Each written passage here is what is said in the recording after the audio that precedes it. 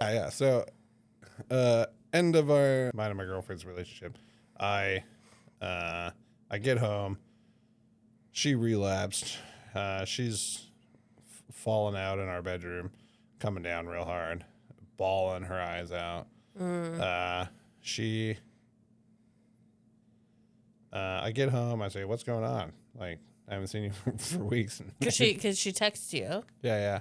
and you were at my house, right? I don't remember. Something I don't remember. Either way, I get there. She asked me to go out to her truck, retrieve what was ever in the glove box. I retrieved whatever in the glove box. I walked back in the house and I said, "What the fuck?" Yeah. And she wanted me to relapse with her because misery loves company. Yeah. And I couldn't do it. I immediately called you. I said, "I have this thing in my hand that I have not had in my hand for years. I don't know what to do." Yeah. All of my people have relapsed, apparently.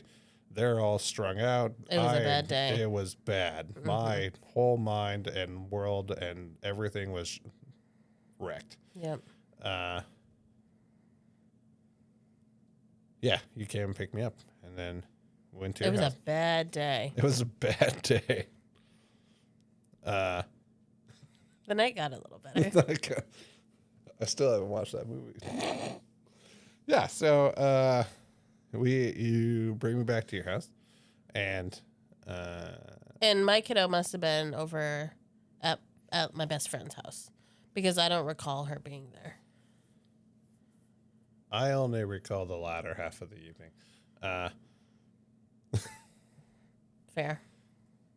I still recall all the things that happened. That's pretty good for me. Locked in. Locked in. Yeah, so I go over to your house. I might recall them just a little bit better than you. That might be true. And I remember... People, you heard it here. And I remember that we had dinner, and because you said I needed to eat some food, we busted whatever was in my hand. We dumped it down the toilet, and then you asked me if I wanted to watch a movie. Red. That was the second time we tried to watch Red. That was the first time we tried to watch Red. We've tried to watch Red twice or more times. Okay. That was the first time. When was the first time? The first time was a few months earlier. It didn't matter. Yeah. Yeah. It was a few months earlier. Also didn't watch it. And it was in a similar situation. Not with stuff in your hands. Like the breakup hadn't happened. Yeah. But you felt like things were on the precipice of a breakup. Yeah. And then I invited you over to the house and we tried to watch Red and then didn't watch Red. I remember it vividly. Oh. Yeah. And just, you know, and I might be thinking about...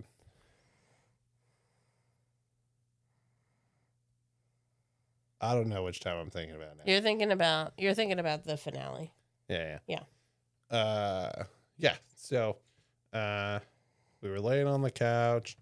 You started playing with my earlobe, and I said, "You can't fucking do that." That's not what happened. That's exactly what happened. No, you said just a few minutes ago that I remembered this night better than you. It's recorded. And I'm telling you don't. And that's not what happened. That's exactly what happened. And I said, "You better stop doing that." And then you didn't. Whether or not you heard me or not. I just didn't play with your earlobe is all. You did. And then fade to black. Then fade to black. Yeah. That was a homogenous, so. Was that the right word? Erogenous. No Oh, H. No H. All right, which was really weird though, because like I stand by that I had never thought of you, not at least consciously thought of you as anything more than a friend. And I am confident that you definitely subconsciously thought of me as more than a friend. There was quite a few times we were having food out on the corner, and you would describe your perfect guy, and it was like dark hair, tattooed, Who tall. doesn't like those things? I was like a bunch of other things. I was like, you just described me. Who does not like those general things? Well, aren't you lucky? I am lucky, thank you. Yeah. I also just described Zaddy for that. Zayden Ryerson. Yeah. Tall, dark hair, Yeah. tattoos. You probably picture me as him.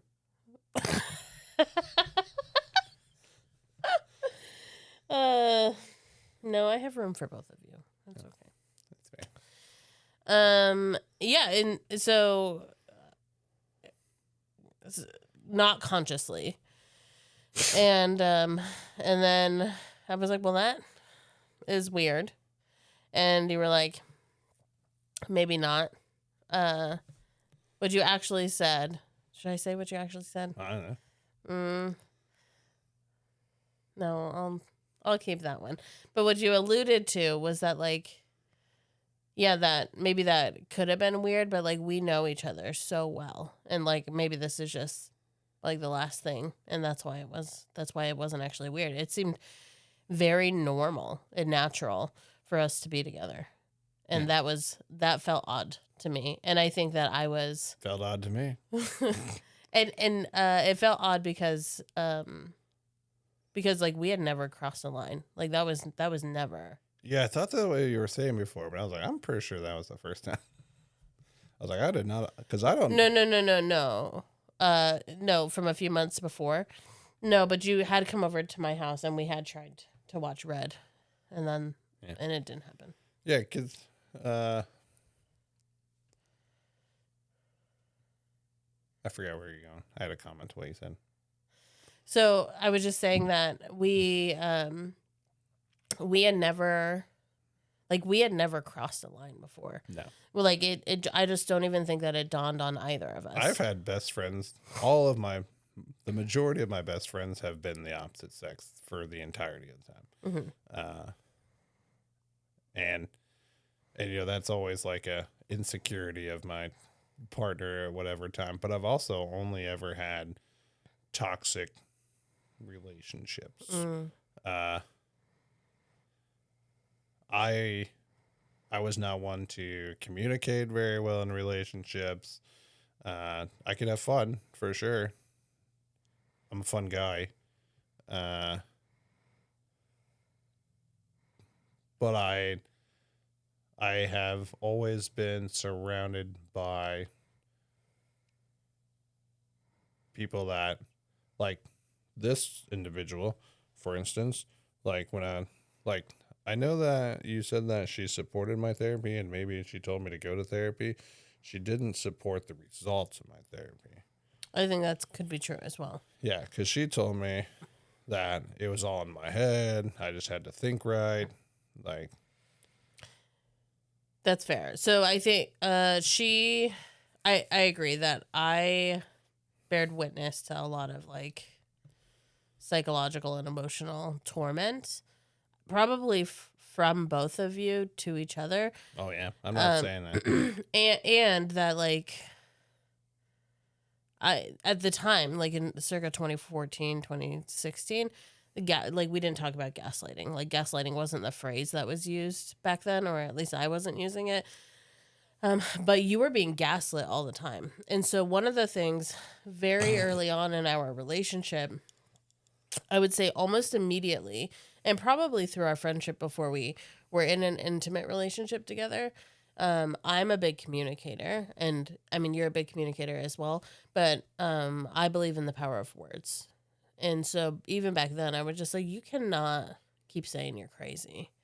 And that was such a big thing. Is you're like, I don't know, I'm a crazy. Like you had all of these derogative labels for yourself, and I was like, no, we don't talk about ourselves that way, right? Like, even still, you still do that now. You're just like, you don't talk about my best friend that way. you don't talk about my best friend that way. Yeah. Because words matter. Like words have weight, and the more we say them about other people, and the more we say them about ourselves, the more true they will become. So if we want to be the pieces of shit that we think that we are, we should probably keep calling ourselves pieces of shit.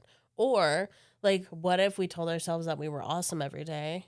Eventually we're going to believe that, and then we'll be awesome. Which is ironic because I have had awesome tattooed across my knuckles since I got clean. Sometimes we try to walk the walk. Yeah. It took me 14 years to fake it till I make it. Yeah. Yeah. So, so then like we don't actually decide to date for a month or so. Yeah. So that was in April. We probably faded to black A lot. a lot. And we were pretty sneaky, but we only got away with it because we were best friends and people were used to us hanging out all the time together. All the time. Yeah. Yeah. And then I went to a camp out, and I did. Yeah, in Yakima. No, it was in Bremerton. When your car broke down? Yeah. Like the camp out's always in Bremerton. Okay. Yeah. It's near Bremerton. And like it's this annual camp out that my friend and I do. It's a very spiritual experience. We do a lot of personal growth work around a bunch of tough guys. So tough. So tough. Marines They actually and are pretty bikers tough. and loggers and just some hardcore. Some real good guys. Yeah. Yeah. That kind of like, hey, fucking fuck around and go fuck around somewhere else kind of guys. And like for a long time, I needed that type of reaction. And I remember that camp out was really focused on relationships and learning how to be a better man in any of our relationships. And they convinced me that I could do that. That makes sense because when you came home, you were different, right? Like your dedication to was different. Yeah, and that was like no matter how bad the year got, that camp out was always the reset point. And for some reason, the camp out always ended up being over some topic that I desperately needed, whether it was spirituality, meditation, self-worth, whatever. That camp out became critical for me. And that particular year was just relationships. How do we communicate better? How do we learn to love ourselves so we can love other people appropriately? And how to be a dad and just stuff like that. And I got back to Pullman. The universe was just screaming at you. Just fucking screaming. And I said, hey, we need to talk. We need to talk. I probably texted like that to you. We need to talk. The worst text you can get from anybody. Maybe. And I said, we should be together. And then we talked about. Oh, no, you said that. I'm sorry. I was like, I'm pretty sure. No, that's exactly what you said. And I was like, I was in the loading zone. And like whatever amount of time it took, we had very critical foundation building conversation. Right. After I hyperventilated. Yeah. Yeah. That conversation, which I think a lot of people miss. And so maybe this is really the jumping off point. I think this is going to be part 2 at this point. That because it's so long. Yeah. Yeah. We're going to have to split this one up, I'm sure. That makes sense. Yeah. So I think that then I'll re-say it. You coming back to Pullman from that camp out, and then you were like, hey girl, where you at? We need to talk. I've been stuck around guys all weekend. And I was like, ding, ding, ding, ding, ding. I'm on my way. Fade to black. And I definitely thought that I was just like coming to get some. And again, none of our friends have figured it out at this point because we had spent so much time together for years as best friends. Yeah, we were hiding it from Emma. We were hiding it from all the people. We were, Yeah, from everybody. and by hiding it, it was like, It was not hiding. Yeah, And it wasn't, I didn't feel shameful. yeah, So, like, I never had shame. But until the camp out, like, we were not dedicated to be in a relationship together. no, Like- there was a bearded guy one time. That's like a half a point. There was a Tinder truck driver one time. That's a story for a different day. Back to that one games. And so, like, even when we were sleeping together, before we were in a relationship, we had accepted that, like, that we very well just, like, might not ever be in a relationship together, and maybe we're just sleeping together. But, like, it was good, and it was fun. And until, like, Right. and until, like, we did something else, this is what we were going to do. And I remember distinctly being, like, telling you, hey, I don't think that we could ever consider being in a relationship together until you sleep with at least somebody else. Like, it can't just be me. You can't, because, like, I don't want to be a rebound. And I was worried about being a rebound. And I also didn't want to ruin our friendship because we had, like, the best friendship anybody could, should, or would have. I stand by that. Like, we continue to be best friends. And that is the foundation of our relationship.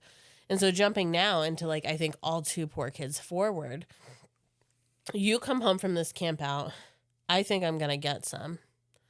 And what I got was, hey, I know you keep telling me that I should sleep with other people. And I don't want to. I've never been good at that. I've never been good at that. And I was just like, but that's the rule. And I'm just like trying to reason with you for like the first 10 minutes or something. I'm just like, I don't know. Because I was in such a place, because I also had not like months and months before, I had been in like a really terrible failed relationship. And so I did not feel like I was somebody worth loving. I had a lot of shame and guilt and regret, and I couldn't imagine somebody going somewhere, hanging out with a bunch of guys, and then the reality is that they come back and that they want me, and that they know me more than anybody else ever possibly could, and that I was worthy of love. I could not fathom that. So what I wanted to do was just like push you as far away as possible, but keep you close, because I didn't want to like lose our friendship, and I also still wanted to get some because I was a selfish human being in that way. And I'm pretty good. you do a good job. I think. Yeah. We do pretty good. Yeah. And so like I just could not for the life of me believe that you didn't only want me, but that you wanted us, because I was always going to be a package deal. My kiddo was always going to be my priority. That was always going to come first, and that I never wanted her to be a stepkid. Like, that's just, I experienced that, and you experienced that, which we'll talk about at some point in time. But like, I never wanted my kid to be loved less, and that was a great fear of mine.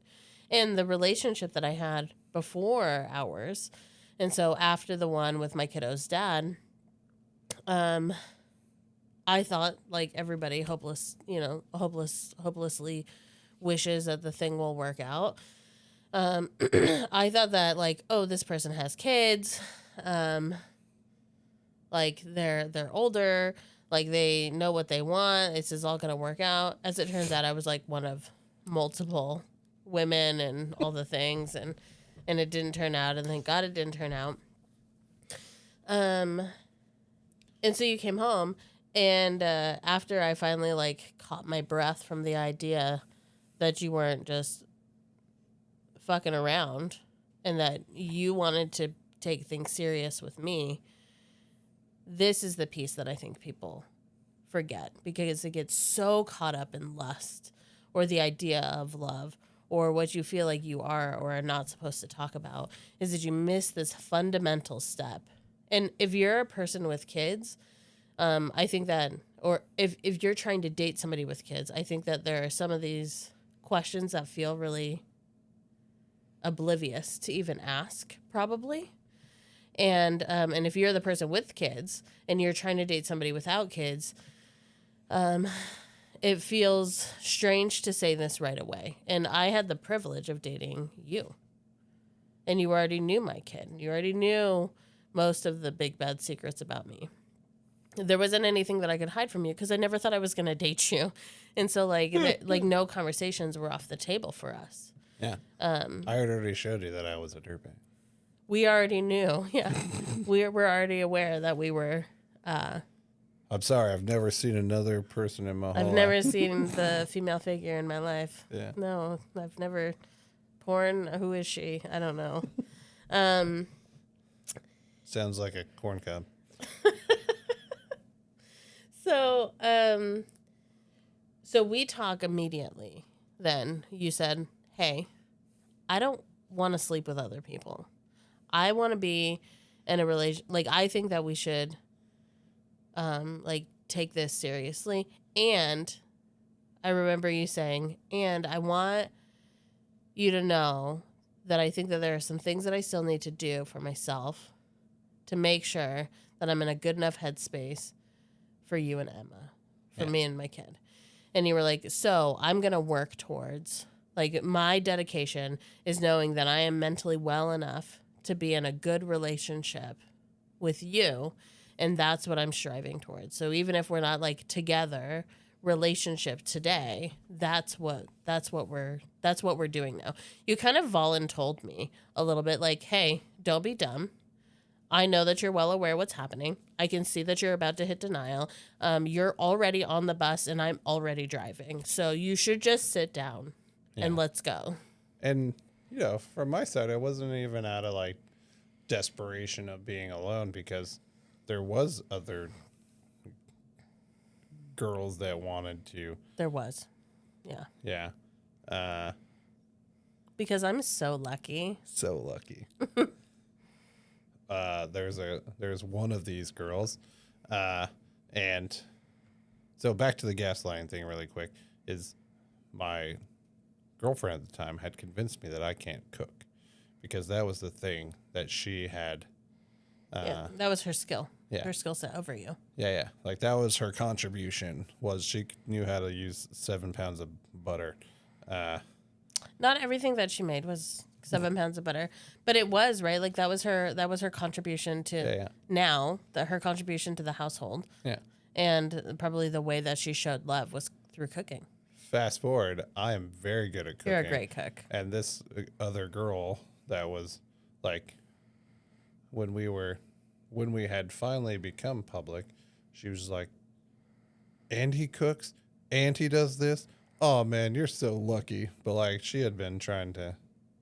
This other girl is not the person that he dated. It was somebody that we worked with. Yeah. And she told me at no shortcoming about how lucky I was to be dating Christian. Regularly.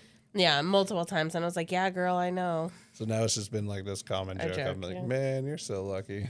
Yeah. All right, back to conversation.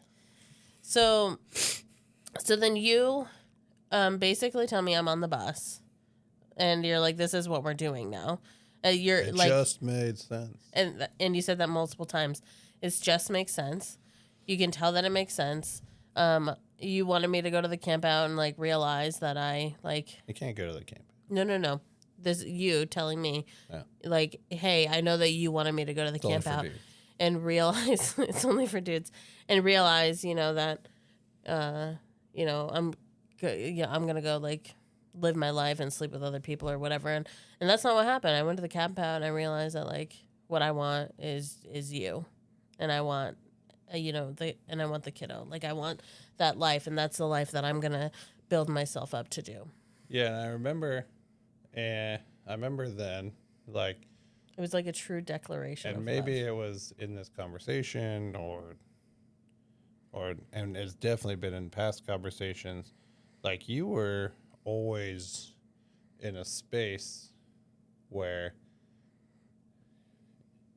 whether or not other men had taught you this, or you taught yourself Is this this. the percentage thing?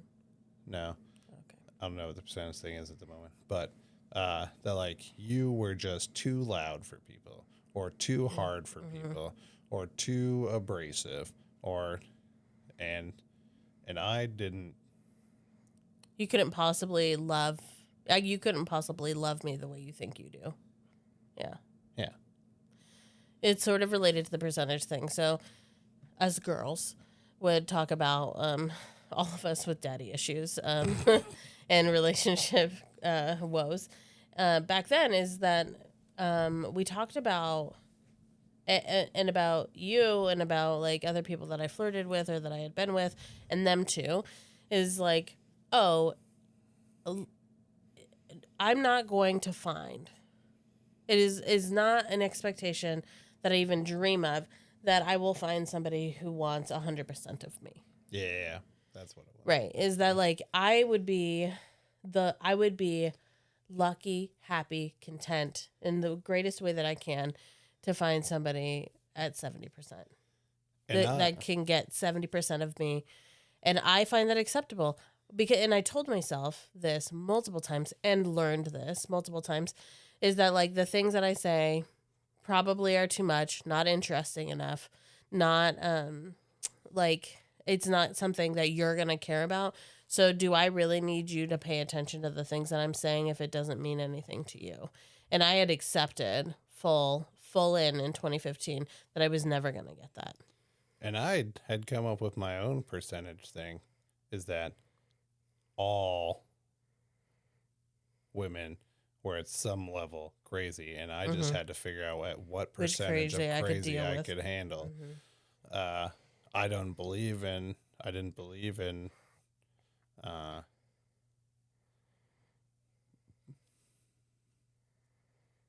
I, sometimes my brain works very logically and chemically, where, for me, the idea of love and partnership and all that had always just been like, well, yeah, your brain has chemistry. You get chemically connected. You can get chemically connected to anybody. You just have to figure out. Survival of the fittest. Yeah, you just have to figure out who you're willing to put up with.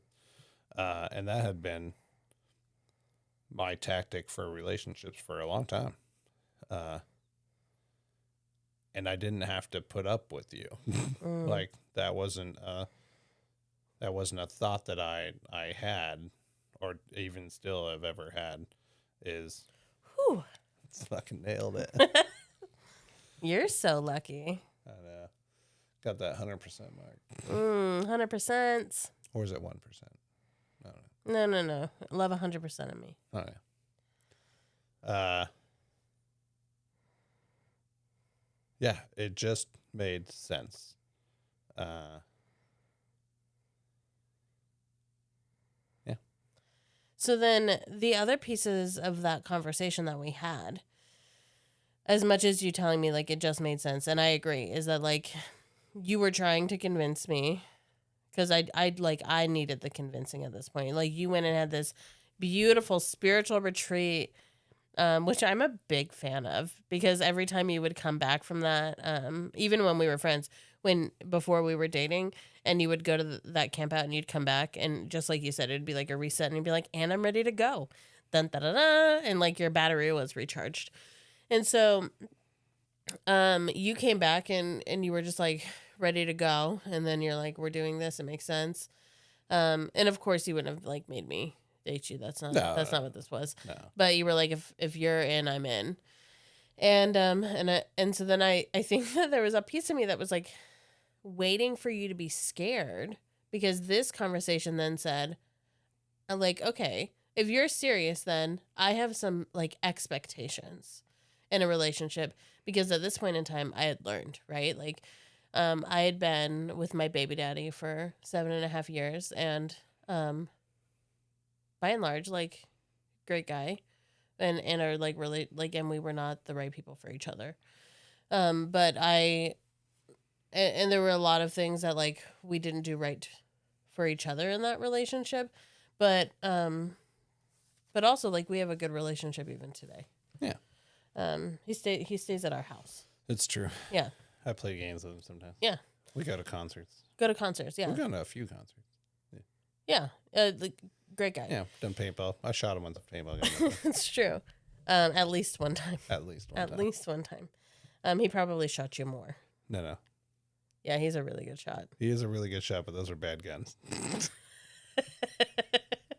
And so I had like, I think that I was probably trying to prove myself right and prove you wrong a little bit. Cause then I came in hot and I was like, all right, well, my kid is always going to be, my priority. And you're like, done.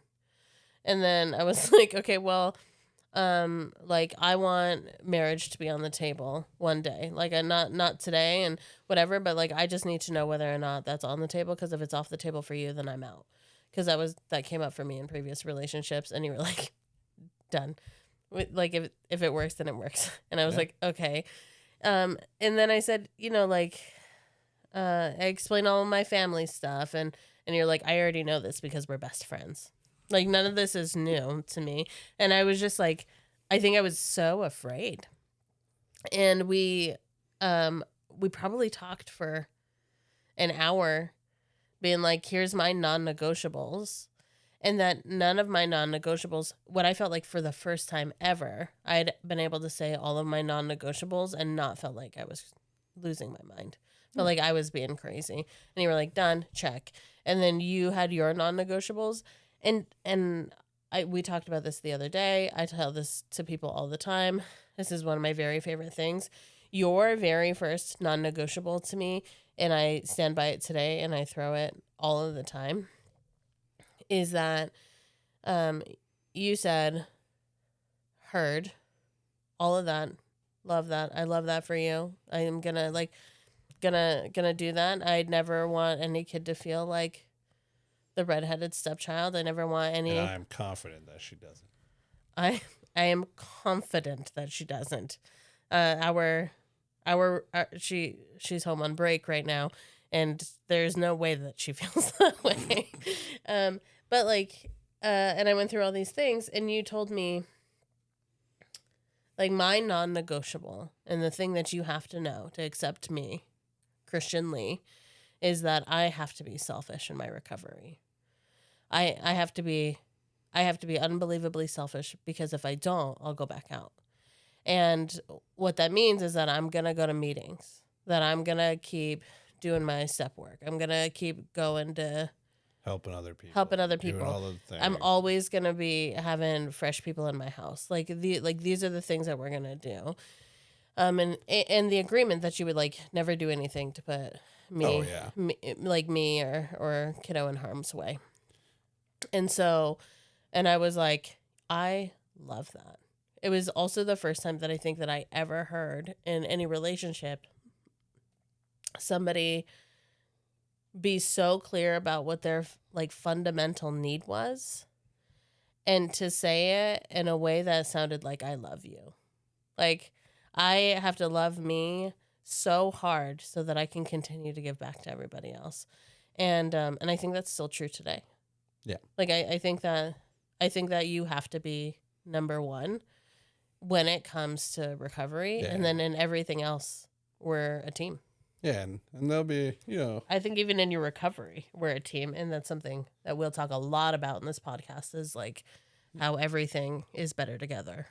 Yeah. And I don't get the recovery right thing 100% of the time.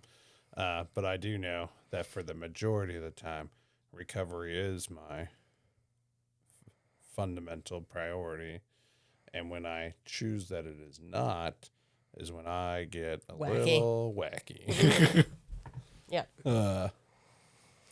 So I think that it was like a few weeks later, maybe. And then you were like, fuck it, I've done enough self-work. Let's date. Let's date. Let's go. I don't want to hide anymore is what it turned into. Yeah. Is like once we I decided. don't keep secrets. Right. Bro. Exactly. Once we decided that we were going to actually be together, which it wasn't hard to keep the secret when we were sleeping together. Yeah. That was easy. That wasn't bad at all. And we still got all of our stuff done, right? Like all of our homework still got done. All of the things still happened. Our senior year. We fucking senior year was the best year. Yeah. And Post nut clarity. and then we did. What'd you say? Post nut clarity. Post nut clarity. I mean, that's true. New episode topic. That's the second episode. Title, sorry, not topic. I mean, it's all veiled a little bit, I guess. So then, so it wasn't that much longer after, and we asked Emma. So that was the other thing, is that I'm not doing a good job like keeping people anonymous through names, and so like I'm trying hard. I know. So we asked Kiddo, hey, what do you think about me dating Christian? As an individual, I did that, and I talked with her at length, and then she didn't have many questions because you had already been around so long, and she was like, I like that guy. And then He's fun. He's pretty fun.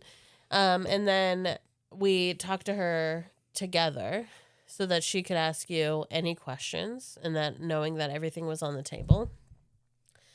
And then we actually moved in together a few months later. Yeah. Our bank account became one pretty quickly. Mm-hmm. And it was because it was another thing that it just made sense. It just made sense. We don't, and we have not fought about money one time. That's true. Yeah, and all this time together.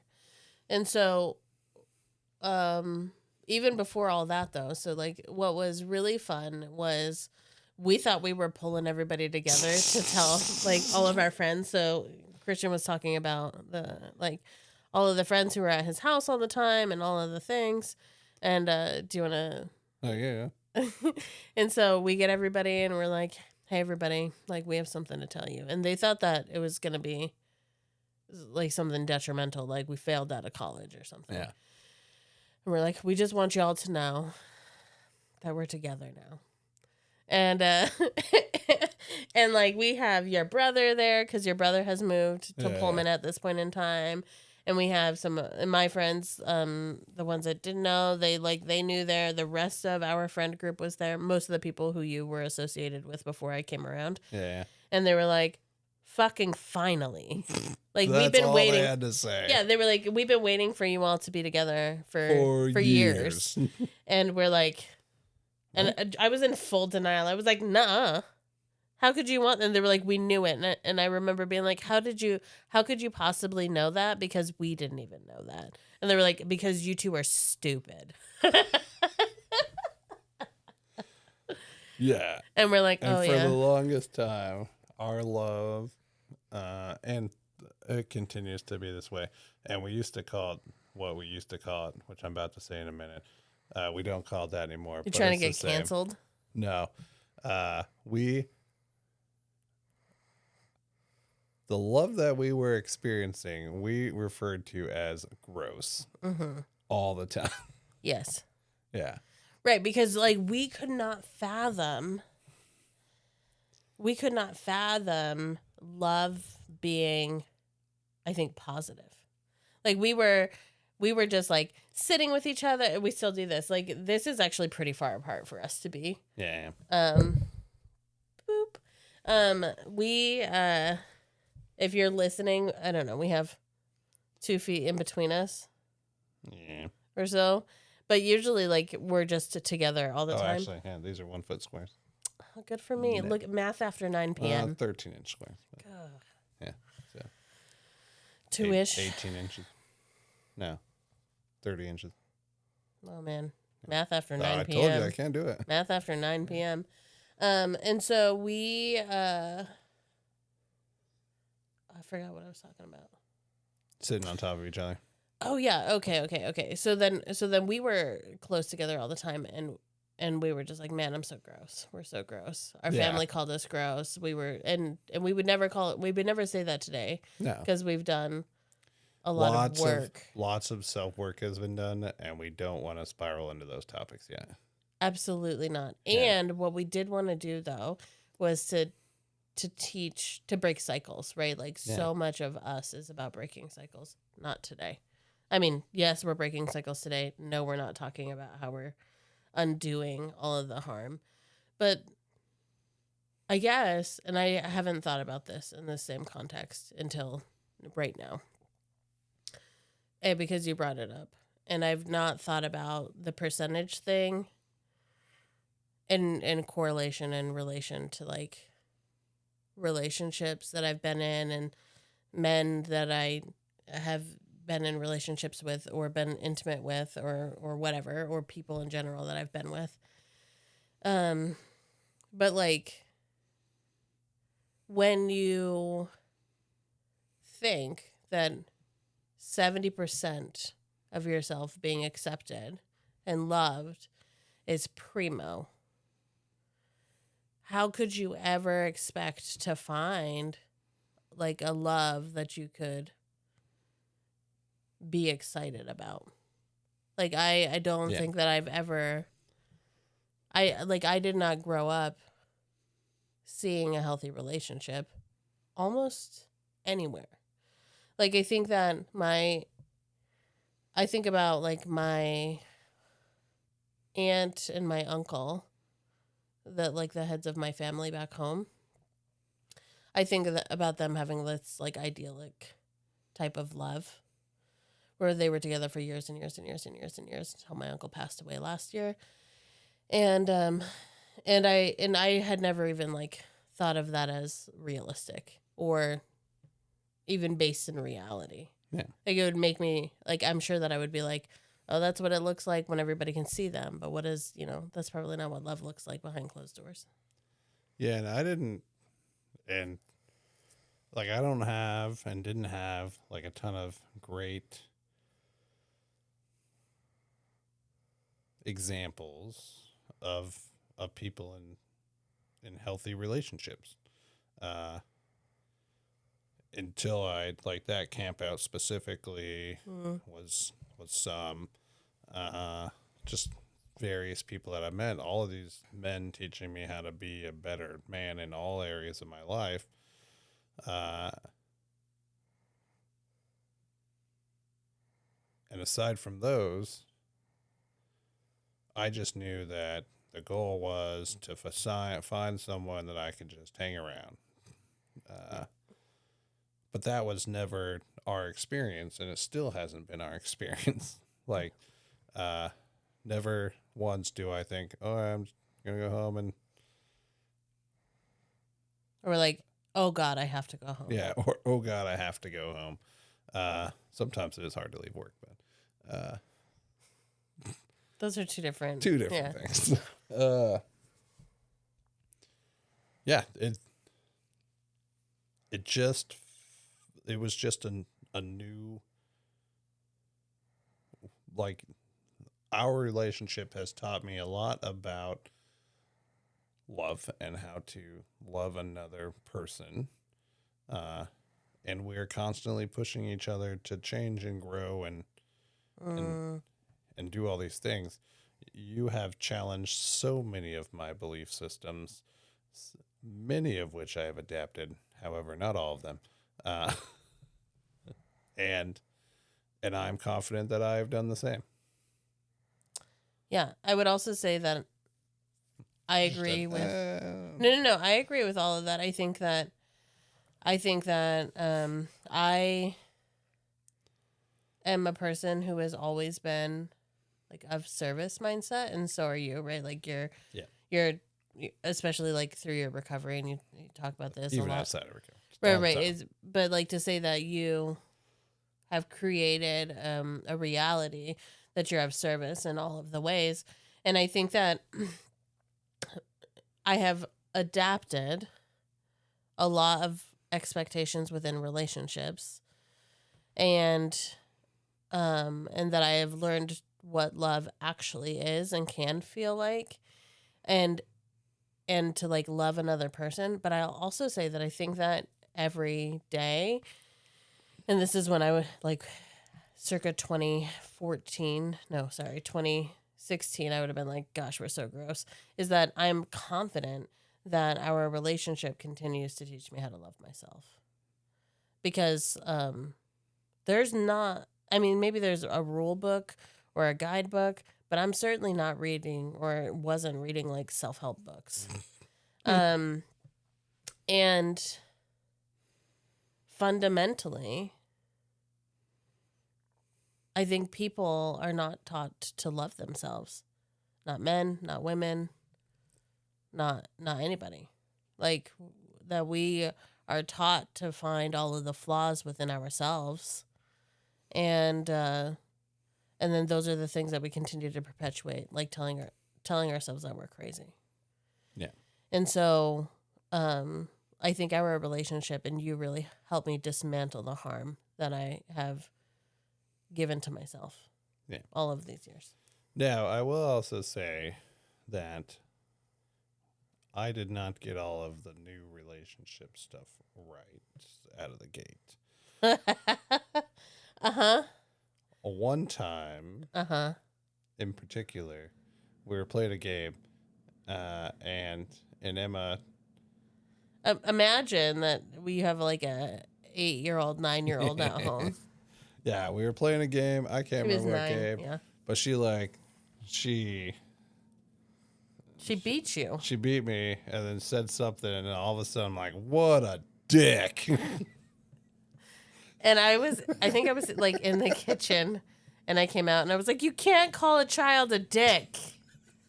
And you're like, well, she is. And you like hurt her feelings because she'd never been called names before by an adult, no less. And in my house, it was normal. Super normal. Going to your house for the first time was a trip for me. Yeah, to the point, like, one of the things that I said when we first, like, committed to each other, also, we'll talk about that in a second, is that, like, I told you right out the gate that no matter how successful I am, Always have one. I'm always the bad guy. Like, I don't know why. It's just how it is. I always piss somebody off. Like, I couldn't possibly do all of the things right. And We're in trouble a lot. I am in trouble a lot. It is what it is. Yep. You're going to have to deal with that. And I remember you looked at me and you said, well, your parents love me. I said, all right, you'll find out. They did love me. They still do. They do. Yeah. No, it's true. And I remember being like, told you so, motherfucker. I win. So the commit comment was like one of the constant I'm comments. gonna need you to commit. Yeah. So when she was playing with my earlobe, Was not playing. that was a fact that happened. You're blushing. That's how I know. I'm not a liar. She said, I'm gonna need you to commit, and then I did. You did for sure. I'm gonna need you to commit this Fully. podcast Like, we have built a house and a whole family, and businesses and podcasts apparently. And this podcast could have been called like Committed. No, I like Post-Nut Clarity. That's a solid title. No, there were 2 poor kids. I mean the podcast, not the episode. But I'm gonna need you to commit has been like a staple phrase in our relationship.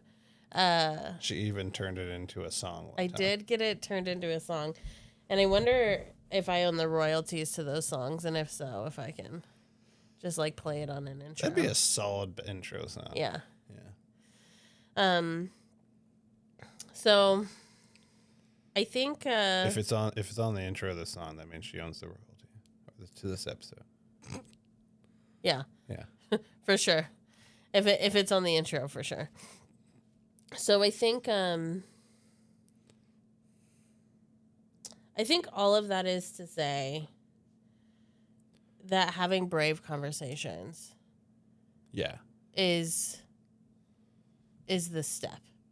Is that I don't think that we would be where we are today if you weren't brave enough to tell me that we're getting it together.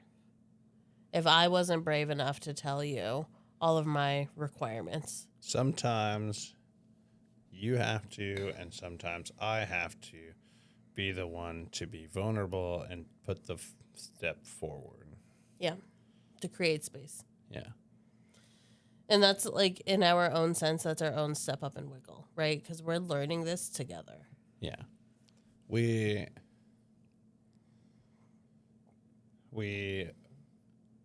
be vulnerable, we say the hard thing, and we do it in a loving and caring way. Yeah. And that's been true throughout everything, Even our friendship. even our friendship. Hey, you're fucking up. Hi, you're being an idiot. Yeah, I think that it also is to say, like, we were committed to having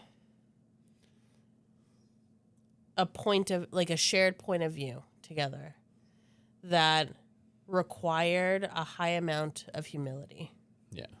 I think that to this day, we still are like, hey, I still have like some old relationship feelings like popping up, some insecurities happening. Like I still have some of my old life stepping in right now, and that doesn't belong to you. And I can see that now.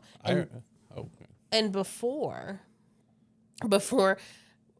therapy, before like learning that this was in fact a relationship where the other shoe was in fact not dropping, and like all of those things, and before we had the tools to know that it was like trauma coming back up, it was enough to accept the critique from the other person, knowing that we were on a team together, to be like, I don't know what this is about, but have I done something in our relationship to make you think that that's what I'm saying, or that's my intention, or that like, is there something that I have done in order to evoke that emotion? If so, one, I want to like know that so that I can make the correction, because I understanding and I can see that hurts your feelings. And two, if it doesn't, then like let's figure out where that's coming from, because right now I'm holding somebody else's wrongdoings. Yeah. And I think at the beginning of our relationship, we made like the actual committed relationship. We took the time to write out, not actually write out, but discuss those critical kind of things. Is that we won't go to bed angry. Mm-hmm. We might need minutes. We might need time to fucking decompress and talk right. But we're not going to go to bed angry. Where like we had and still have this like set of commandments. And that's going to look different for other people in other relationships for sure. But it is very critical even for non-committed relationships. It's like those were the boundaries. You have to have the same operating picture. Yeah. Otherwise, it's asking for disaster. Yeah. Yeah. I remember that we had, every time we took in someone into our apartment, we had a list of these are the acceptable things and these are the not acceptable things. Guess what? We don't use drugs in this house. For sure. We don't drink alcohol in this house. We don't. Yeah. We had to we changed it, right? Like no vaping in the house. Like that was a hard one for people when we moved in with you. Yeah. Because everybody vaped. Man, vaping was such a cool thing that y'all did all of the time, so hard in circa 2015, 2016, like those 2 years. I was making my own juice. Right, people were making their own juice. It was a wild time. But everybody had to stop because I wasn't gonna let Emma be in a house where everybody was vaping all the time. Yeah, I remember. So, like, one of the, like, prior to you guys moving in, it was not far fetched for someone to be coming down on my couch. It happened after I moved in one time, And that was the last time. and that was the last time. Yeah. But it was not regular, but like I created this safe zone for when people wanted to get help, that they knew that they could call me. I'd go pick them up. I'd give them all the nutrients and Gatorade and chocolate and whatever to get their dopamine levels balanced out. And then they'd crash out on my couch. That hasn't happened since then. That was a wild time for me because, like, that person, they were at the house and they were chilling. You weren't home, and I was, like, hanging out with them, and I was like, you're clearly unwell. What can I do for you, right? Like, I didn't, I've been associated with, like, people in the old life, not in, like, your circle, but, like, I come from a family of addicts and alcoholics, and for the longest time, the joke was that it was, and it's not a joke because it's real, that it, like, your superpower was to be able to be like, oh, you're high right now. Yeah. Oh, you're very super good at high that. right now because you walked in the door, and you saw this person coming down, and you were like, oh, I'm getting you chocolate. Like, you didn't even ask them. You were just like, oh, I can see it on you. All of the lights were down. Like, you could tell immediately that they were coming down. Come to find out, that's a trauma response, but I am very good at identifying when people are under any influence. I hear tones in their voice. I read all the body signals. I know what that has backfired on core people in our life a few times. Yes. So, yeah, so we made this list of agreements, and those agreements, when we're, like, not following those agreements, like, we re-bring them up, right? Like, I think the one that I think the only thing on our list that we don't still do, and that it is our intention to get back to, and which is why we refuse to take it off the list, is going on monthly dates. Yeah. And that our dates does not mean, like, just us time. Our dates had very specific rules because We didn't talk about school. Eventually, we didn't talk about work. we didn't talk about kids. We didn't talk about kids. We didn't talk about. I don't remember. But And I think that those were the three things we didn't talk about. And it had to be something that we pre-planned. yeah, It didn't no matter. spontaneousness. Right, because it could be like, hey, do you want to get lunch? Yes. Date done. Right. We didn't want to cop out on it being a Yeah. date. And so, like, it had to be intentional. And it could cost $0. Yeah. We've had dates. In a cornfield on top of the car. We've had dates in our bedroom with the door closed watching a movie. We actually watched the movie sometimes. Where we actually watched the movie. Yeah, I still haven't watched Red though. That's true. Yeah, I'm probably not. Probably never gonna. No, Now it's just part of the bit. There's too many more meetings to watch, movies to watch. So if somehow you are, like, on to what's probably episode 3 or 4 by now, with how long this recording has went, we'll see. Yeah. Definitely episode 3, not 2, because it's been a long one. Maybe. Okay, we'll see. We'll see. But if for somehow you are still here, and you were listening, and you're like, when am I gonna learn about how did they get here? I hope that you gleaned something from our story, but know that, like, your relationship does not need to look like ours No. in order to be successful. Like, I don't think that A lot of people disagree with the way that we do things. a lot of people disagree with a lot of the things, which is fair, right? And, like, we're not trying to have a relationship for anybody else. We're having trying to have the best relationship that we can for us. Yeah. That's it. That's our biggest agreement. But know that, like, secrets just make more secrets. And so even if you think that you're like, I don't know why I would need to tell somebody this. If you're having that thought pattern, then you should probably tell them. Not telling somebody because it didn't cross your mind, that's something else entirely. But if you want to have an intentional relationship, be intentional. Yeah. If you want if you want to like love more, love yourself more.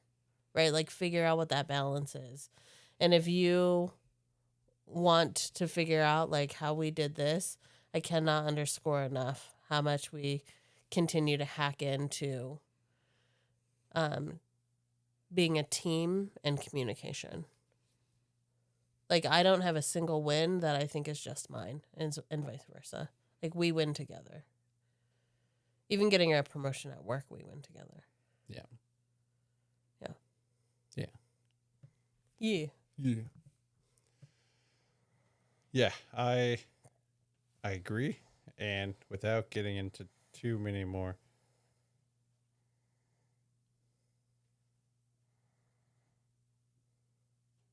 Do you hear the baby? Maybe. Without getting into too many more topics, there will be much more about how we do things in future episodes. And I fully believe that in that core list of these are the demands, these are the boundaries, these are the non-negotiables, the expectations. We committed to those expectations, and they are the pillars in which we built the relationship that had already existed, but just built a stronger foundation on. You've learned a lot about being with a person in recovery. I've learned a lot about something. Everything. And, be open to growth. And if I'm not changing,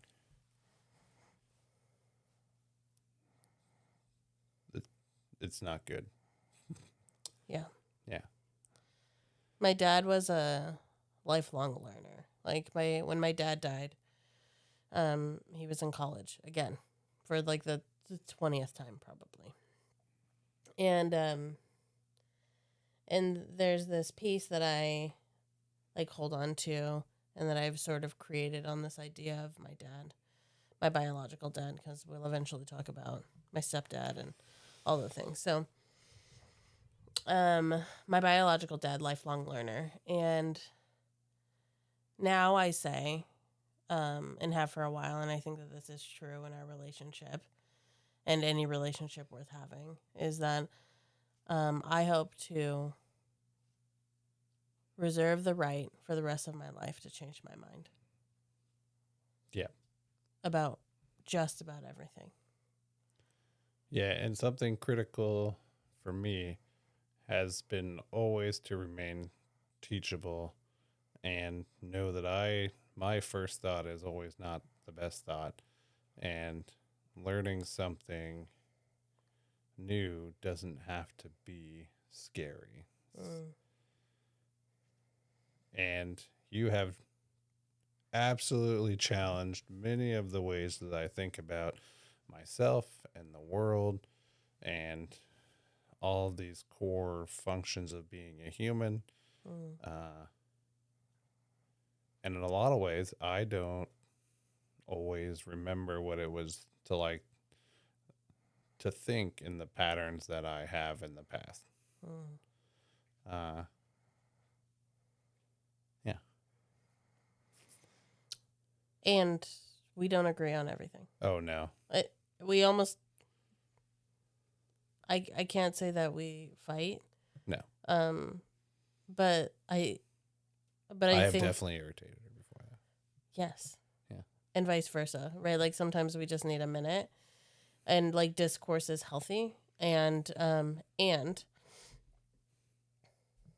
all of that's to say is that like I think that we keep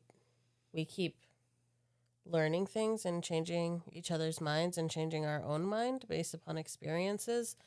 And there are some things that I think remain true that we don't even have to agree on. Like we're not carbon copies of one another. Regardless of what some friends might think, because we have some friends who will call to ask advice or to like tell us a story. And then and there are a few friends, and then they'll like then talk to the other person, and then they'll like I'll say the same thing that Christian just said, or Christian will say the same thing that I just said. And how frustrating that must be for our friends to get it not once but twice.